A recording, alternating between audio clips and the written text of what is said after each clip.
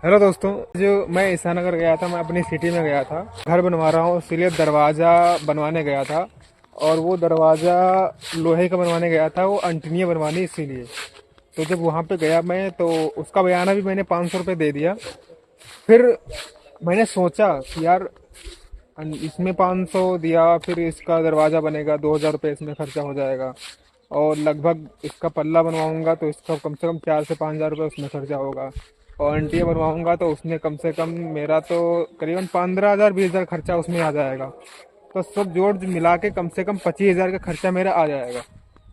और 25,000 खर्चा आ जाएगा, कम से कम 30,000 जहाँ से मैं माल लेता हूँ वहाँ मैं पड़े हैं उनको देना है। तो 30 20 50 और 55,000 मुझे देना रह जाएगा। और मेरे अकाउंट में सिर्फ 20,000।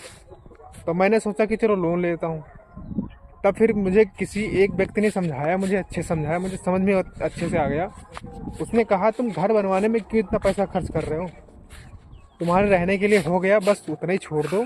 और कहीं पैसा वो 20 25 हज़ार 30,000 जो ले रहे हो वो कहीं इन्वेस्ट कर दो, तुम्हारे वो साल 2 साल या 10 5 साल में दोगुना रिटर्न देंगे वो।